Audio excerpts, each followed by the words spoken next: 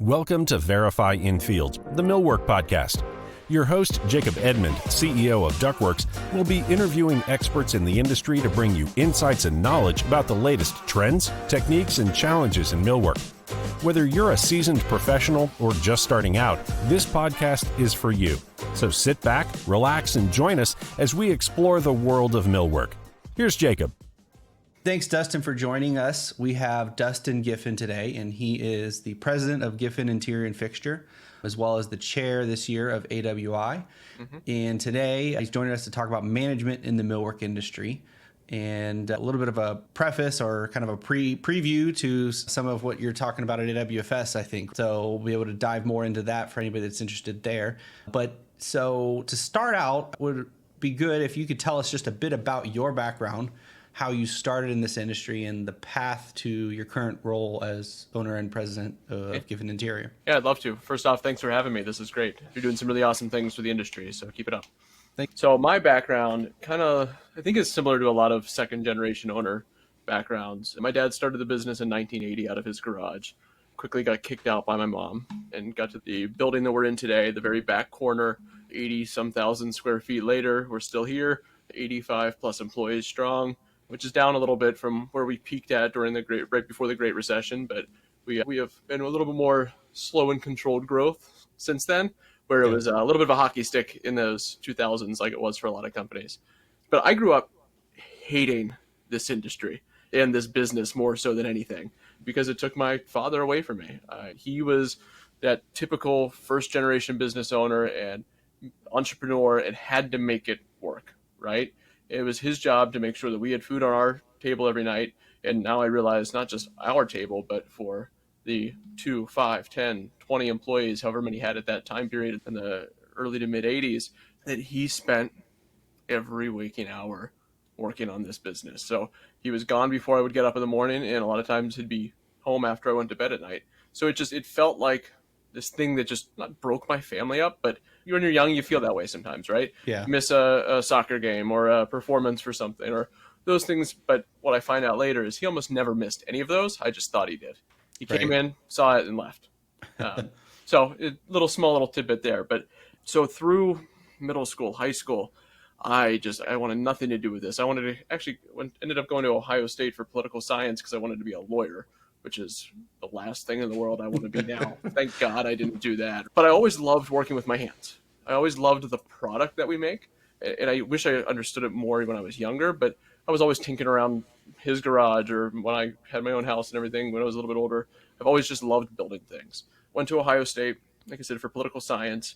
Got through 2 years of political science classes and went, God, this is not for me. I could not picture myself doing 2 more years of that and then 3 more years of law school and then doing all of the grind that is the lawyer thing, right? So I decided, okay, I'll just switch my major to business. Oh, crap. I only took political science classes for 2 years. So I went to the business school at Ohio State and they said, yeah, that's great. It's 4 more years. I don't want to do 4 more years. I already did 2. I'm not doing 6 more years of this. So eventually I called my dad and said, hey, thinking about changing to business. There's a couple schools in Pittsburgh. I feel like I can come home, go to school at night, weekends or something, and how about I work for you during the day? And it was dead silent. Hello? Hello, you there? I didn't know if he dropped the phone, hung up on me, but it was the last call in the world he ever expected. And so that was about 2005 and decided to do that. Came home and did exactly that. I got a business in management degree, which kind of gets into the whole management piece later on. And I started working in estimating during the day. And then when I was off of school, I would do work in the shop at night. So we had a second shift at the time. So to get my hands dirty, understand the product, understand just how we do things, and then spend a lot of time at school as well. So my late teens, early 20s, I guess, more than anything, I did not have much of a social life. But it ended up working out really well because I got a really well-rounded, really good grasp of the industry, at least of our company, early on at that point. Like I said, that was the mid to late 2000s. And the way my dad always explained it is, yeah, we were one of the bigger companies in the industry. I didn't realize how big the actual industry was. It is a massive industry and yet so small at the same time today, where we all know each other at some level now, especially with the way the internet connects us all. But I thought we were this knight in shining armor, this castle on the hill of a company that we were like the only one in the whole industry that does what we did, or everybody wants to come to us. No, we're one of 2,000 companies. I go, oh, wow, okay. So then I was able to realize that there's a lot of other companies that are probably having a lot of the same problems that we did. And that's how I ended up getting involved in AWI, because I wanted to learn more from other people. Awesome. So that gets us how you ended up where you're at today, right? Which is president and owner of Giffin, as well as a little bit about how you got into AWI. How I got into this role. So end of the 2000s, we were super busy in 2007, 2008, 2009. This recession, great recession. There's no recession in our industry. We're going to cruise right through this thing. Then 2010 hit. And from what I've heard from so many other mill workers, we're busiest time of our lives. And then the bottom falls out. We went from high 20 millions in revenue in the late 2000s to 12 million to 8 million, like 7 million. And so holy smokes, how fast that bottom falls out. And so that took a few years to get to that point. But we looked around, and our head of sales, who was with my dad for a long time, was no longer there. Our operations manager, who was there, and the guy that had taken over from my dad operationally, was no longer there. And my dad was like, somebody's got to do this. And if you don't want to do it, I'm selling the place. So I said, oh, I uprooted my whole life. I changed my whole life plan to maybe pursue this. And so we talked through it. And it took a few years to go very quickly from estimator to project manager to purchaser to vice president to president, way quicker than I would recommend anybody else do if they have the option. Take your time if you can. Yeah. So that's an interesting topic, because also it'd be remiss if we didn't take the opportunity to talk to you about succession planning with given your scenarios. On that note, if you hadn't prior to that decided, hey, I'm not going to continue in political science and being a lawyer, I want to come back and work for my dad, that obviously wasn't in his plans initially. And I assume at that point you came back and worked for him, and it wasn't until a few years later, it sounds that he said, hey, I'm either going to sell this or you need to take over it. Well, what do you think would have happened to Giffin Interior had you not come into the business? Putting on my crystal ball back in the past, there's a couple of different things that could have happened. One, most likely he would have found a buyer, and it just wouldn't exist anymore. He was burnt out. He had done it for 30 plus years at that point. He was ready to just be done with it. So I don't think anybody would have blamed him for doing that. That's a pretty common scenario we're seeing now with a lot of businesses, right? Right. Up until 2018, I want to say it was, his second employee still worked for us.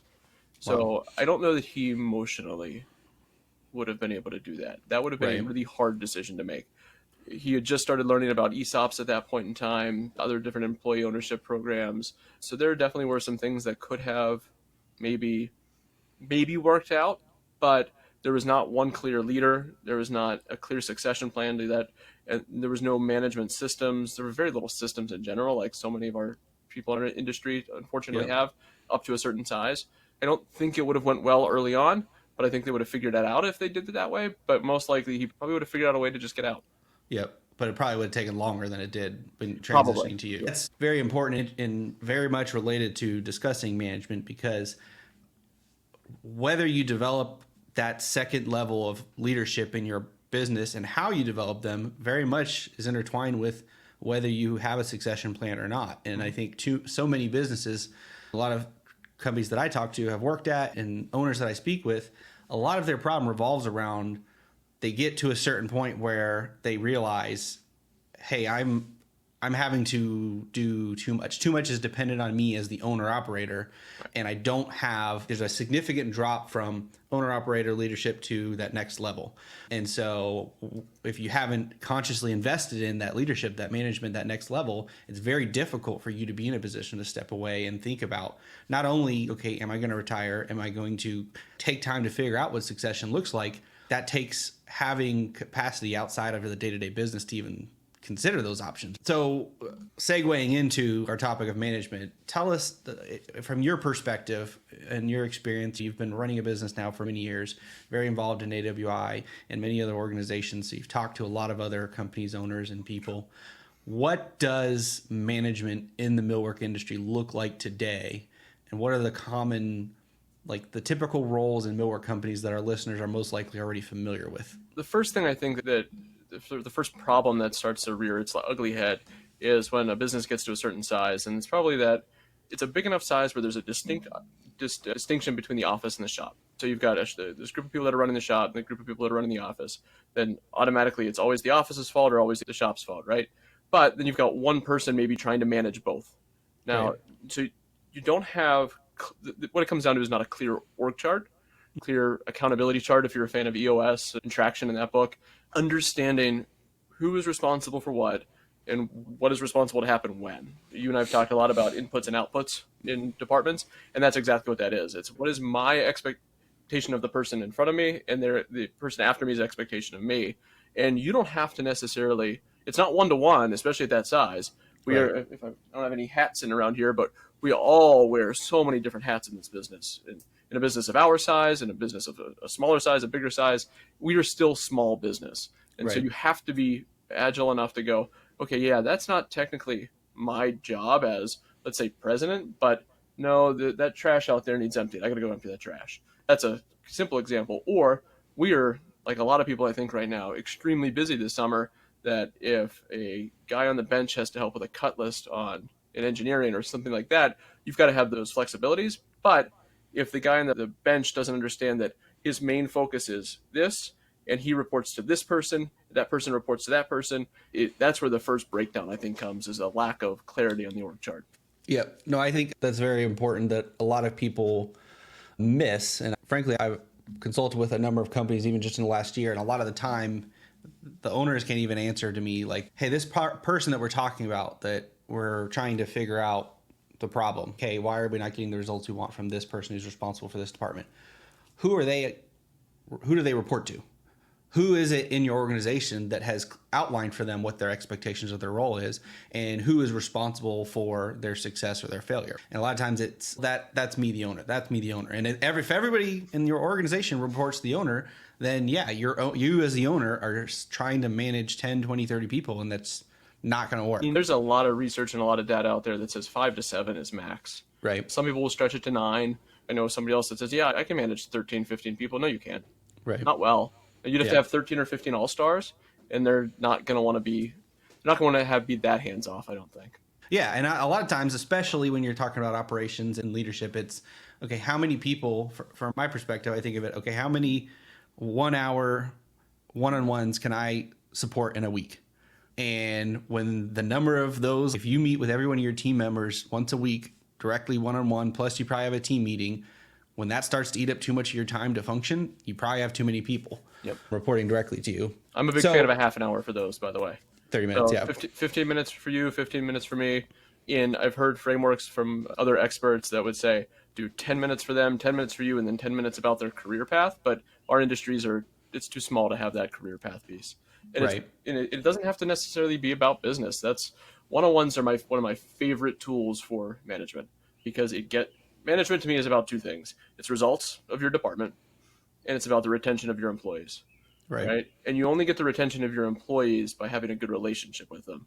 And that half an hour to an hour once a week, scheduled, it sometimes has to move around a lot, especially if you travel as much as I do, but scheduled and maintained, that builds relationship, consistency over time. No, that's great. So what are some unique challenges that managers face specifically in the millwork industry compared to other industries? I don't know that it's specific to the millwork industry, but it's specific to businesses of our size and not even complexity, of our size and maturity. And I'll ask you the question, because you managed engineers for a while, right? Mm-hmm. Yeah. Were you plucked off from a managerial group that has all this training to manage, or were you a really good engineer? No, I started as an individual contributor, and was a good engineer that got elevated, and that is the typical path. That is how it always goes. Right? And if you've worked at enough companies, and I haven't, but I've seen them, and I talked to a lot of people, especially talk to other owners that will complain about this one manager that, man, he is the best salesperson I have or best estimator I have, but he cannot manage that team whatsoever. But they don't do anything about it. It is what it is.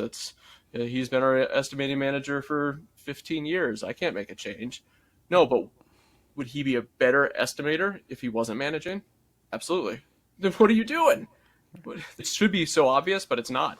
And I think that is one of the biggest. It's a problem for any industry like I said, our size, of companies of our size.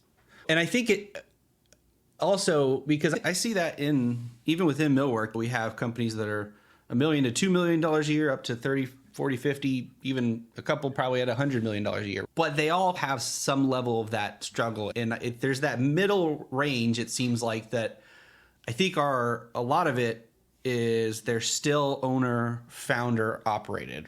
And that owner is also somebody who built a successful business based on what they do, and then eventually had to graduate themselves into operating a business or hiring people that can help them operate a business.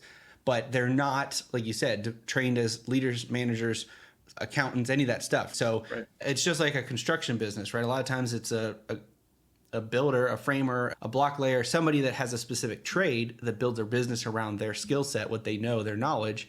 And as anybody who's started a business knows, very quickly you end up doing very little of what you're good at and what you know that built the business and all the other stuff around it, right? Right. And so you figure out ways that work for you. Hey, how do I run these stuff? But you're not very adept at a way of like, how do I create processes that I can train other people? Or what are the best practices, right? That to be a manager of this versus a doer.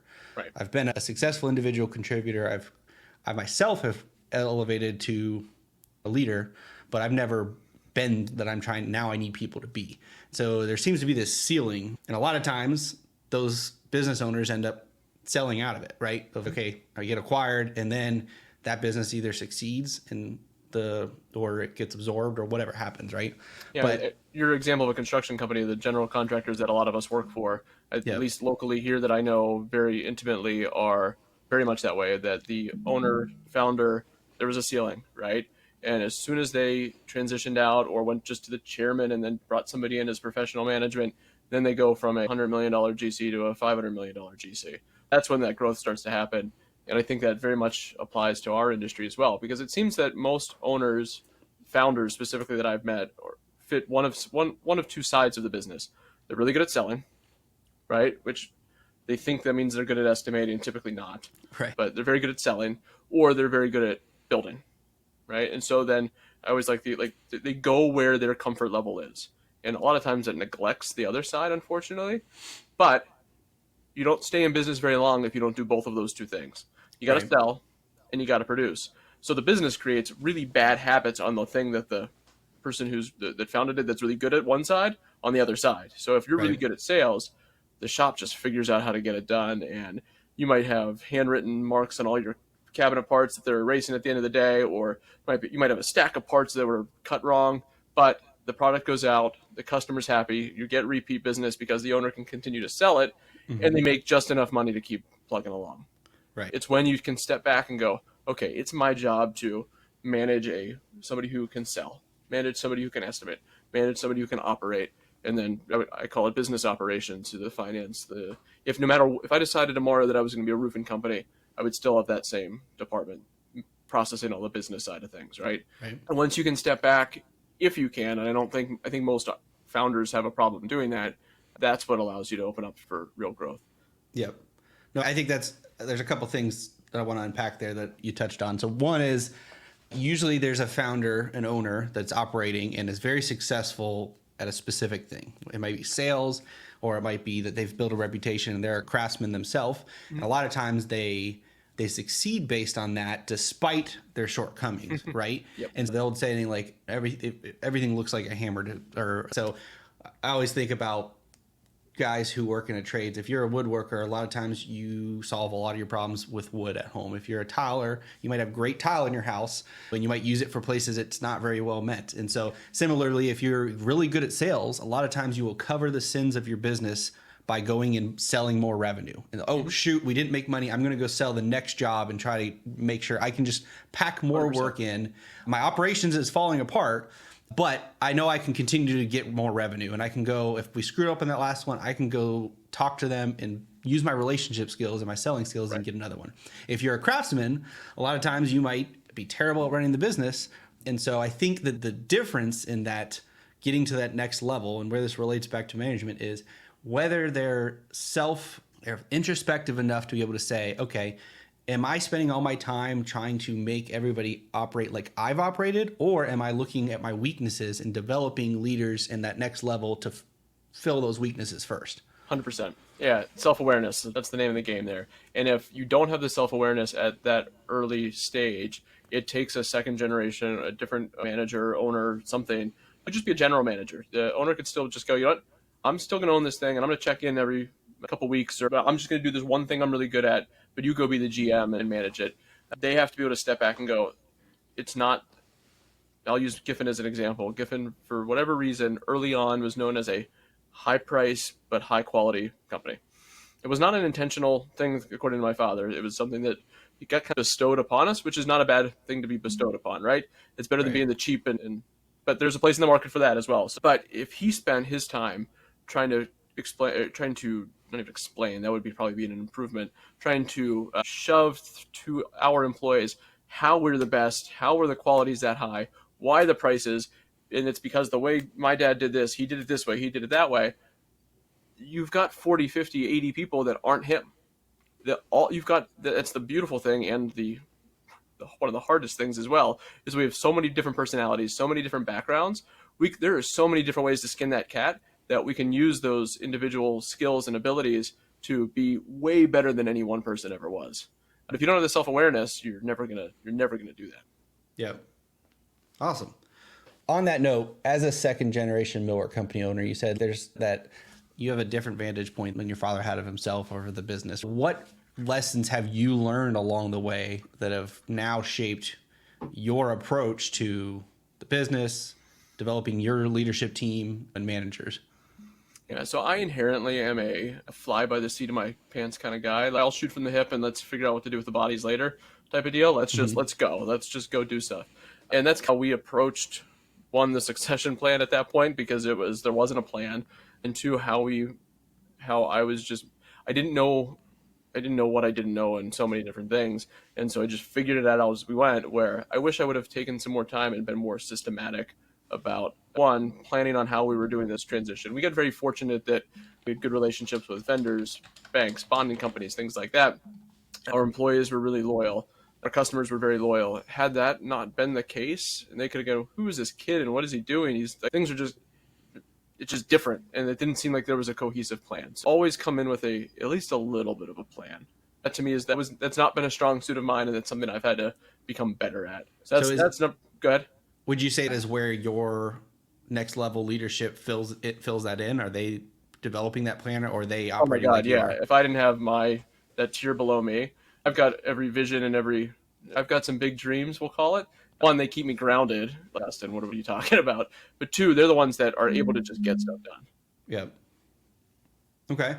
And so do you think that if you were to, at face value, say what is different in either the Dustin Giffin version of Giffin Interior's approach to leadership and business versus 10, 15 years ago when your dad was running things, in those two categories you outlined before, like somebody who's good at sales, somebody who's good at craftsmanship, which one was your dad and which one are you? So my dad was very much a sales guy. And I got that skill from him for sure. He early on knew he was not the craftsman as well. So he was able to find a business partner then that had that mindset. But the big difference between then and now, and this is more his line than it is mine, but if the shop or the field screwed something up that he sold, he could go down there and say, what are you effing stupid? You can't do that anymore.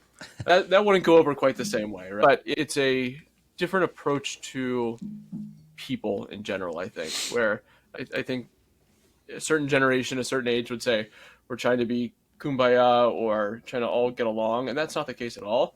We all have to work together. We all have to have a common mission, a common goal, and moving towards a common goal. And if we're not all marching the same pace, rowing at the same speed, whatever analogy you want to use, we're going to go in circles and we're not going to get there. Right. So it's having a more holistic approach than a less individual approach to the business. You mentioned earlier on in the conversation that in your mind, management, one of the biggest pieces of management is retention. And I think that also speaks to the difference in your approach from maybe the old guard and the industry in general. It used to be probably the survival of the grittiest. Okay, if they can't take the beatings and the lashings and the pain of just getting through, hey, I've got to learn the hard way, the people who get through that are the ones who survive, right? Whereas now, one, there's a lot less to choose from. There's a lot less of that skilled, those craftsmen to begin with. And two, if you develop a reputation of being a hard ass of an owner, right, then it's very difficult for you to go and retain and much less recruit. Right. So would you say that's a different approach that you have to management, to leadership, to running a business from not just your dad, but the industry in general in the past? Oh yeah, absolutely. And a reputation, once you have it, is really hard to get rid of. Yeah. And what I think most people now want to have a reputation of being a good place to work.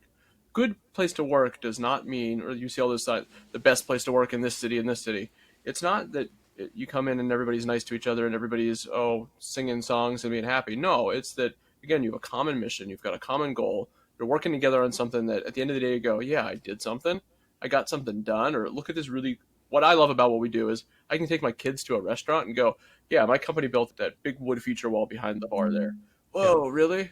Those types of things. And if you can rally your people around a common goal, they'll do amazing things.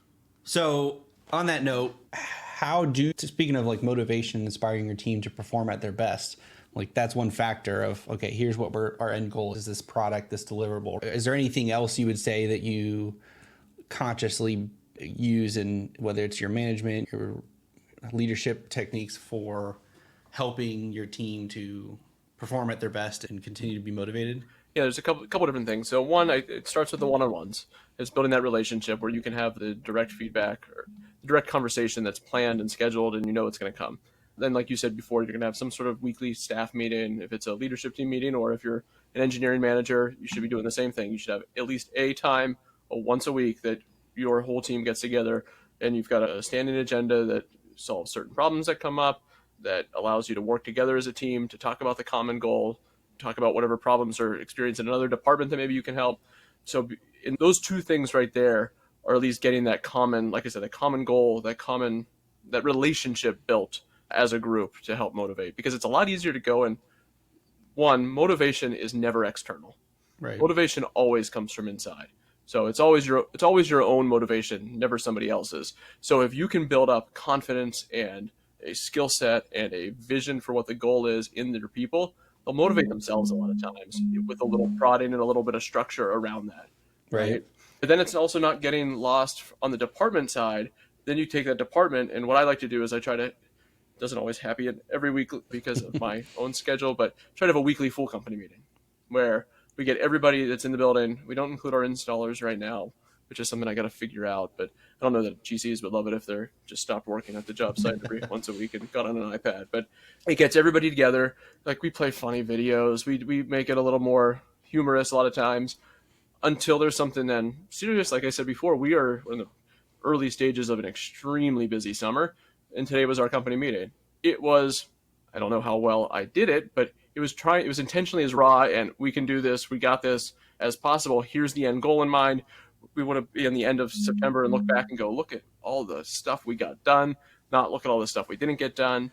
So it's both the personal at the one-on-one level, the departmental level, and then I think at the company level as well. You got to hit all of them all together, and the message has to be consistent. Right? If it's not consistent, it just comes across as not real. Right. There I can't think of, but insincere. Insincere. Thank you. I was stuck on inconsistent. Yeah. If you're inconsistent, it will come across as insincere. Right. Or disingenuous. That again, ways to ruin your leadership or management. It's being disingenuous. Right. So a couple things to unpack there, but to repackage a little bit of what you're saying, and I think that's important in the context of leadership and management, right, is your role that you're very consciously filling is you're casting a vision consistently in those weekly all hands meetings, in your one-on-ones with your next levels down management. You are very consistently filling the role of, this is the direction we're going, this is the goal, this is where we need to get to. And would you say that your next level down managers are like, you are the what, they are the how? Them, and then even though maybe the next level down from there. But right. Yeah. Like, how much are you yourself getting involved in the how? when I am, that means I've failed to address it early enough that they did. Right. And I'm very much a believer of everything that happens here at some level is my fault. Yeah. Because I either employed the people, trained the people, got them the training, set them up for success or failure. And so if we drop the ball on something and I have to get involved to, one, make a customer call because we're going to miss a date, or we lose money on a project for some reason, I have to be self-reflective and go, okay, what did I not do to set the people that were supposed to have the how up for success? And that's the stuff that keeps me up at night. And you can get lost in your thoughts pretty quick like that. Yep. Yeah, definitely. But I think that's important that people, because I think that is a level that a lot of managers and business owners don't ever get past that hump of, okay, especially founder operators very much stay in they have a hard time getting out of the day-to-day of the how. Okay, I'm used to defining the how. And if you can't get past that, it's very difficult for you to even have the capacity to set a vision and set those goals and allow your next level down to develop as managers and leaders. Right. You mentioned a little bit there, okay, there's times where if you do have to get involved, usually it's conflict resolution, I assume, right? Hey, something went awry in our plan or in that somebody failed, whatever it might be. How do you have any advice or methods of how you address conflict resolution within your team or even with clients? Oh, with people, there's never conflict between people. Personalities never boil over and cause problems. No, it's unfortunately I think a lot of people think that's what managers spend all day doing, and it's not, and it shouldn't be. If it is, that's a systemic problem of your organization that you got to look at. Right. If you feel like you're having to babysit individual personalities all the time, you got to figure out some boundaries. Essentially, is what that comes down to, probably. One of the lines that I don't know if I read in a book or heard in class or somewhere, but somebody who's going to be fired should never be a surprise to them. Right. And using that very far last resort tactic on having how to deal with somebody, you're thinking about that all the way up front. It all starts with feedback in the moment, within a couple of days of something happening. Hey, can I give you some feedback on this? When you do this, it causes this. How do we think we can not do that next in the future? And you do that consistently over time, and it gets repetitive sometimes, and to the point where you go, okay, when you start thinking, okay, I've said this too many times, now you have to sit down and have hey, we've talked about this at least once a week for the last 6 weeks.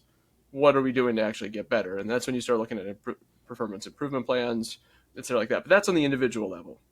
Mm-hmm. If you've got two different people and there's conflict between people or conflict even between departments, because it's never, like I said before, the shop and the office never fight with each other. Or engineering and project managers, they always get along, right? It's never either one's other's fault. You really starts again with the managers and understanding what the end goals and results are for those departments. Project management's goal is to set the shop, in which I would include, it includes engineering, up for success to get the work done, because project managers aren't getting the work done. Engineers in the shop are, right? They're the ones building it. And so if the leader of your project management department doesn't understand how to do that, what that looks like, what those deliverables are, then it's an education piece on that part. If they are doing those things and the engineering department, let's say, doesn't like how it's being delivered or can't see it, maybe it from the perspective of the project manager, then you have to have that conversation on the perspective side. Now, if it just becomes a personality issue, which sometimes it does, and if you don't address things individually one-on-one early enough, it will turn into a personality thing. Personalities don't conflict as much as people think they do at first. It's behaviors that conflict. Yeah. So it's the manager of the PM department's doing one thing that's conflicting with the manager of the engineering department. I'm just picking these two because that's where I went. If you don't deal with the behaviors, then it's going to turn into personality. And if you've let it turn into personality, then you got to have the old, all right, guys, we're here. And you as the leader have to have that meeting with an end goal in mind. It's not, hey, let's sit down and just, all right, what do you want to complain about? What do you want to complain about? It's, okay, here's what I see PM department's doing. Here's what I see this engineering department's doing. You two are the ones that I have picked to lead these departments to this end goal that is not a surprise because we talk about it once a week, once a month, a couple times a week. What can we do to bridge this gap? Because you guys are the ones responsible for doing it. It is not my job to, it's yours. And if they can't, we're all adults, right? We're all mature, especially somebody in a management role has been through at least a good portion of their life, that they should be able to go back and go, all right, I know what I can do on my side of this. Here's what I think you can do. But they have to be open to listening to the other side on what that other side thinks as well. And it's your job to be a little bit of a mediator there. it comes out with, I think about this a lot from a leadership team perspective. The company acts as one voice, right? So if a leadership team decides to do something, and it could be purchase a machine that has automation, a robot that is going to, the perception is going to be that it's going to replace somebody's job. Let's just say that's because that's an easy one. Somebody in the leadership team could go, I don't agree with this. I think we should just keep it the way it's going. The production manager could be fighting for that. But if the leadership team decides that they're going to do that, they need to come out with one voice. Same thing with conflict resolution. Okay, you're agreeing to this piece. You're disagreeing, but you can see it from this perspective. Yes? Yes. Yes? Okay. We agree that this is how we're moving forward? Yes. If either one says something different out there, that's almost immediate removal. Yeah. So being able to disagree and commit to the decision that's made. Something else that's important, I think that's important that you really is what you're talking about is it's as a manager in any role that you're responsible for direct reports and other employees and people is being able to being capable as well as being consistent and having deliberate, direct communication about expectations as well as performance and issues. And so I think that is really where a lot of people that are managers go wrong is they're incapable or they're unwilling to have those hard conversations of, hey, I need to give you feedback. And a lot of times, and even in my experience, I've had people resort to, hey, can you just fire this person so I don't have to deal with this, basically? And no, we haven't given them the opportunity to be successful to begin with. It's not fair to let that person go just to avoid the hard conversation of why are they going to be let go? What are they doing wrong? Or what are they, and sometimes it's, hey, have you equipped them? Have you given them the information or the process or the support to be able to be successful to begin with? Can I interrupt you there? Yeah. If you ask a manager, okay, did you equip this person and give them what they need to succeed? 9 times out of 10, yes. 100%, yes, I did. I absolutely did. If you ask that same individual contributor if they felt they had the support and the tools that they needed, they're going to say no. Right. So there's a gap there as well that needs addressed. Yeah, and a lot of that times that gap must be closed through those one-on-ones, through that direct communication of, okay, in that one-on-one, you're saying, hey, here's the expectations outlined for you. Here's where you're falling short or where you're doing well. And that individual contributor has to use that as an opportunity to say, hey, I don't understand how I can get from here to there with what I've got. Communication fixes a lot of problems. Yes. And a lot of times it's even internally, I'll see chats or emails going back and forth. I'm like, guys, once you get past 1 or 2, jump on a call. Let's hash this out and let's get to a resolution. A lot of it's lost in translation, right? Yeah, the downside of the internet age where you can just fire off an email, a keyboard warrior that's used to being on Twitter or Facebook. That doesn't fly at work. No, people, no matter what they say, oh no, I'm better at writing or no, get in a room. You're gonna get better results if you're in a room together. A lot of times or call. I say room, call, I mean physically. But a lot of times the demeanor, the words used, the message changes when you're forced to be face to face with that person, where you're going through somebody else and maybe, they didn't do this, they didn't do that. Mm-hmm. And I've even had this with clients, right? One of the best pieces of advice I had when I was in a role where I was responsible for locations, contracts, and everything, I would have clients calling me saying, hey, you guys are falling down on the job. You guys are failing this, or your PM didn't do this. And I'll talk to that PM and they're saying, oh, I did X, Y, and Z. That client's lying. And the truth is somewhere in between usually. And the quickest path is, hey, let's just get them both on the phone and see if their stories change, but let's just talk through it. Hey, look, I'm here to support my team, but I'm also have an obligation to meet the client's needs, right? Like I'm on team client. That is what we signed up for, right? Mm-hmm. And like you said, we have to have one voice. And it's very easy as an owner to just also throw that employee under the bus, right, to look good in front of the client. And you have to walk that line very carefully. And again, one of the best pieces of advice I had from a mentor was, hey, just get them both on the phone. Don't spend a bunch of time spinning your wheels trying to figure out who's telling the truth, what the story is, what to do about it. Just get on the phone and talk through it. Because that client's going to call you as the owner thinking they could get something that they can't get from the PM, let's say. Yep. Where they're not following the norms and the proper methodology and everything, where the PM did do everything right, maybe didn't communicate properly or missed an email or something, but it's like you said, it's right there in between the two, and it's really hard for people to lie when you got the other person that knows the truth there. Yes, and a lot of times it's the same thing, like you said, between internal departments, right? Is, hey, let's just quickly get on a phone, let's resolve it. I don't need you guys to like each other, but like you said, when it comes down to personality, a lot of times it's just behavior. Hey guys, this is the behavior that we need from you guys for the business, for all of us to succeed with what our goal is. And here's what my expectations are as your manager, as your leader. And here's what I'm seeing that's falling short, and how do we resolve this? Back to 2016, I think it was, where I were having those exact same conversations, and this was between an engineering manager and a shop foreman. And it came down to one had to volunteer themselves out because they couldn't get over that. And it took me 2 to 3 months between the point where I knew that's what had to happen for me to say the words out loud in front of him. And when it did, it was this weight off of my shoulders, but this weight off of the organization that made such a difference. And great guy, and I didn't want anything ill to happen to him. Neither of them wanted anything bad to happen to each other. Their personalities got to a point. The conflict was so strong there at that point. They couldn't disagree and commit. They couldn't just be on the same team together and walk in the same path together. It was better for the organization for one to go. And neither of them were likely in a position, other than if one of them decided to quit on their own accord, to make that call, I assume, right? And I felt like there was going to be such a big hole if either one of them left. I was scared. And fear is one of the things that can cripple a manager, a leader, an executive so quickly. When you feel fear, and this is something I've had to deal with recently on a few different things, that you go, okay, I'm scared to make a decision here. That means I really need to make a decision. Right? That should be the biggest indication that you've got to decide something before it's decided for me out of my hands. Right? And eventually everything resolves itself. Right. And if you want to be the one with the control to resolve it, then you need to make those decisions and do that. Otherwise, someone's going to leave, and it might not be the person you want in that case.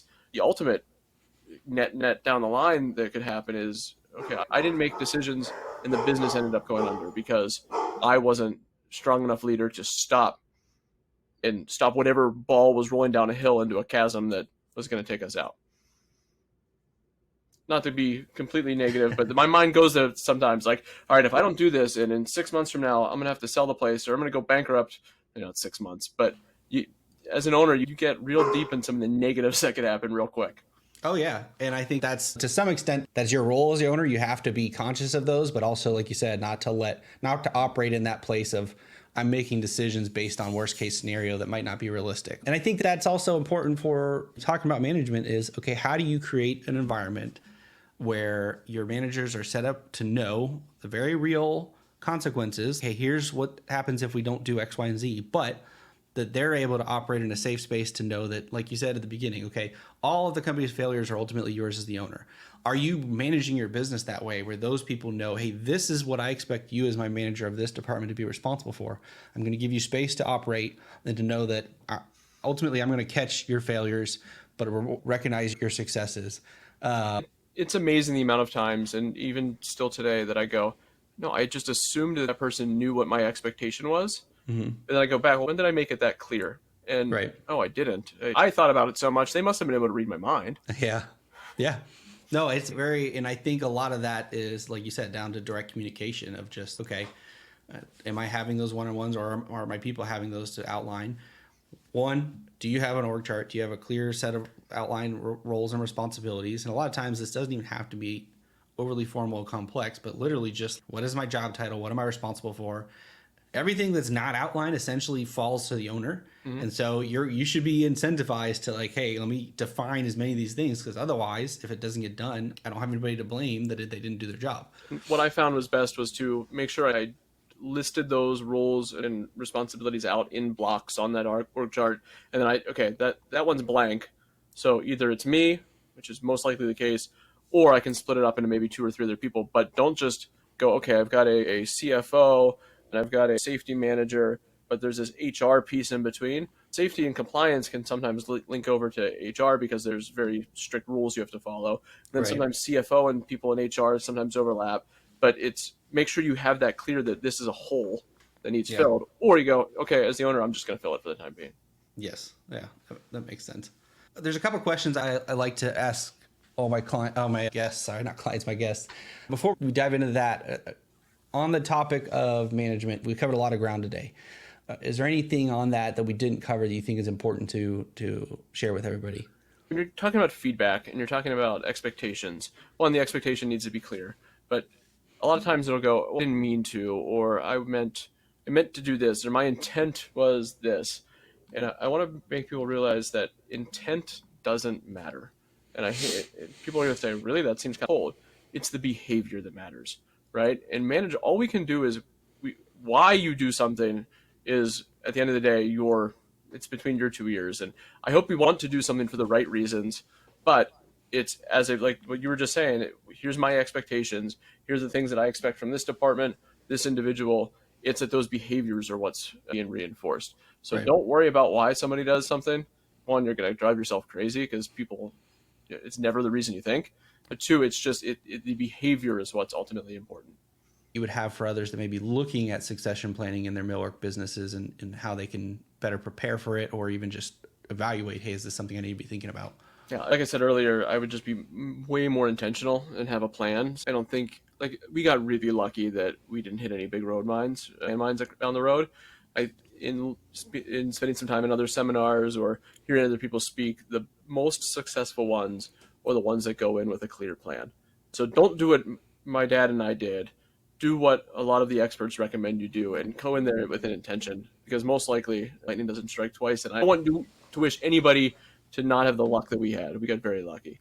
Second is, I was 24, 25 or something like that when that whole thing started. That was way too young. And back then I didn't think so. I was like, oh, this is fine. I'll be okay. But my dad's just this old guy. If he could do it, I can do it. Not necessarily the case. And there's always going to be a few exceptions where there are some really young people that are really good. And I know I've got a few young people here. I say young, like I'm that much older at this point, but in their early to mid 20s that I go, man, that's somebody that I could see possibly, maybe not in this role, but operations management or sales, CFO type of high level role, that start identifying them as early as possible and get them the education, the training, the rotation through the different departments in the business, the exposure to other businesses that you can now to set them up for success when your CFO all of a sudden goes, yeah, I was going to go till I was 65, but I'm 62 and I'm done now. And 3 years early, you have to replace somebody. Now you've got a pipeline of people to replace. Because it's not just about business ownership succession. It is especially those high level positions. Yeah. Especially when you're not, nobody would want me to do the accounting here.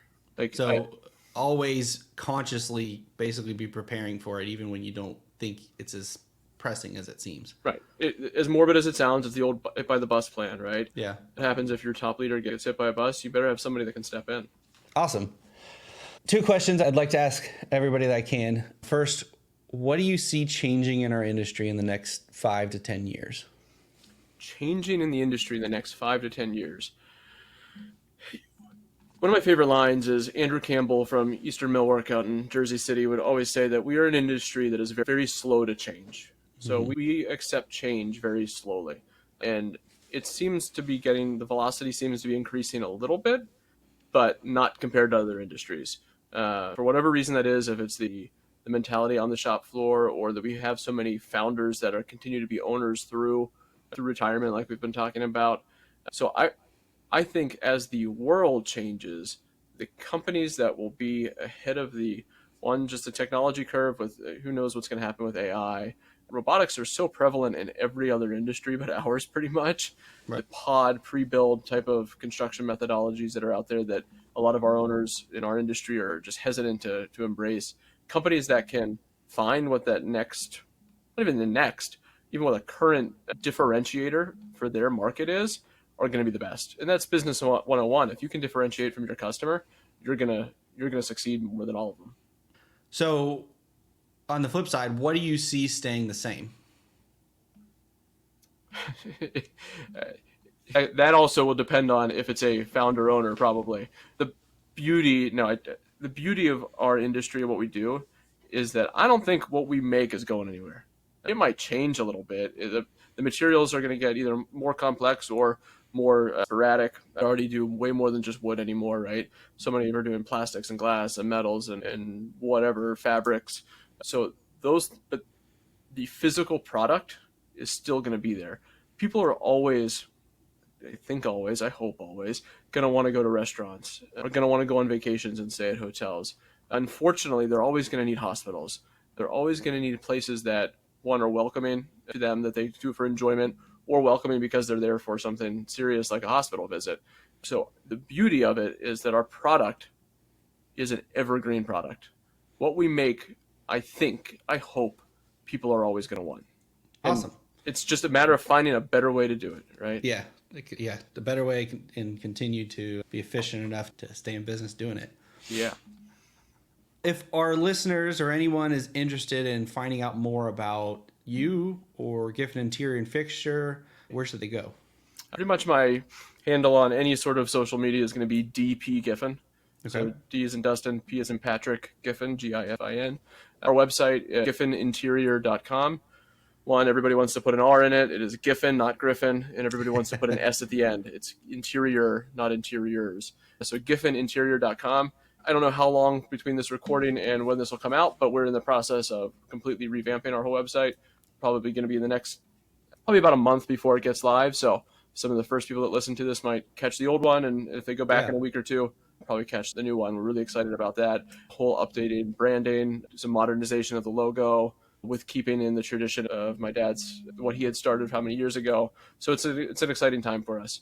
And ideally, hopefully going to have some education, some blogging, some things like that on there to try to keep up with this topic. Because it's a topic that I am really passionate about, because I think it's a big hole in our industry. And how do we get the most out of our people? By building relationships with them.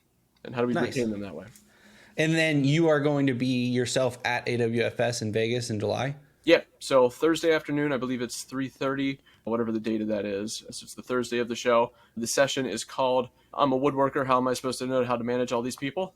Would love to have you come and check it out. It's something that what I will say is, I've not made any of this up. It's learning from other people. It's learning from my own mistakes for sure, but it's taking what I know worked from maybe this book or this seminar or these conversations or this mentor, and trying to combine it into the way I do it. And so hopefully I can help some people out. Awesome. But actually the episode that'll release prior to this, the week before this, was with Adria talking about that. So she's awesome. Yeah. So this will come out ahead of AWFS, which will be a good segue for you. Can I make one plug for something else in September? Yeah. The AWI National Convention is in Scottsdale, Arizona, at this awesome Santa Monteluca, I think is how you say it. I'm from Pittsburgh. We talk funny, but it's an Omni property in Scottsdale that's absolutely awesome. One of the speakers that's going to be there is a gentleman named Mark Hortzman, who is a management teacher, all very practical stuff, and where so much of my, not passion, but a lot of the framework of how I think about things came from him. So he's our opening keynote, and then one of our closing keynotes is a guy named Dr. Brett McCabe, who is a sports psychologist and success coach. Very much a practical sports psychology mentality. How do these sports athletes work with John Rahm, who just won the Masters a couple weeks ago? He's his sports psychologist. And how do you apply those things to business? So it's not just your motivational speeches that a lot of people think of when they think of conventions. It's very practical. And how do I walk out of here and have something to do when I get back to my office?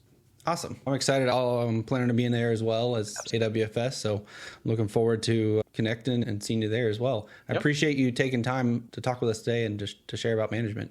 Absolutely. I'd love to do it again one day. Awesome. Thanks, Dustin. Thank you for listening to today's episode. Do you want to stay up to date about industry insights, new content, and our community of millworkers? Go to ductworksmw.com to sign up for our newsletter. I'll see you in the next episode of Verify in Field.